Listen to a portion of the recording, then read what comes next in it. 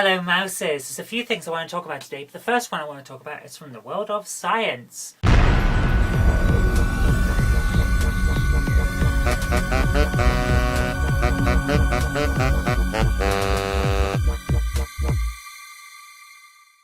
What we got here is new information that suggests that Saturn has rain. But it's not rain in the way that we understand it, where water rises into the atmosphere and then comes back down to Earth. Oh no, Saturn's not interested in that kind of boring, everyday, average rain.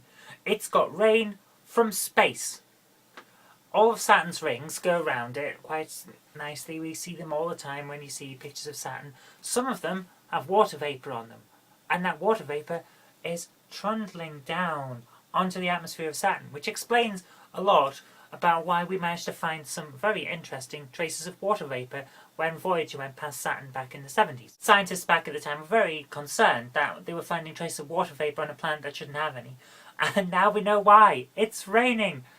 Who'd have thought it? Rain isn't something that you usually think about when you see a giant gas planet, but apparently that's out there. So science has managed to prove that Saturn is beating Earth at things again. So Saturn, stop it, you're making us look bad. So what else have we got? Well, we've got some interesting information that suggests that sleep patterns in humans used to be in two parts. You would go to sleep for 4 hours, wake up, go back to sleep again later on.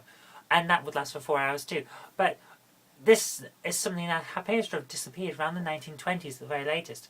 Around the same time that we started getting reports about insomnia and sleep deprivation disorders and things like that.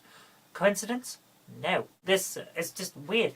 I've always been the kind of person who requires very little sleep except when I'm ill, in which case I require a huge amount of sleep.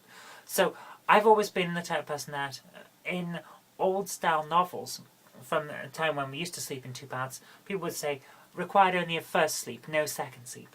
So I'm amazed at anything that comes up with this kind of sleep deprivation study or just basic studies into sleep and how it used to be patterned.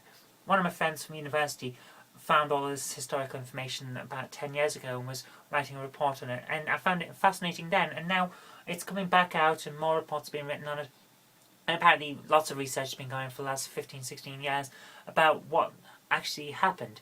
And it's all fascinating information, but for those of you who find that you have trouble sleeping, it's probably because you're not sleeping in a natural pattern.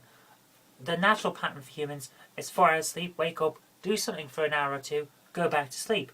Try that kind of pattern, see if that works for you. That's my advice anyway, and it's not just my advice, it's the advice of some doctors too. Doctors that know what they're doing. So, give it a thought. But until next time, thank you very much for watching. If you did like this, remember to click the like button, share it with your friends so that they can see what's been going on in the world as well, and subscribe for future videos, because we will have some more in the future. But until next time, I've been Kirk-Robinson, you've been watching the Knob Mouse channel, and I'll see you tomorrow.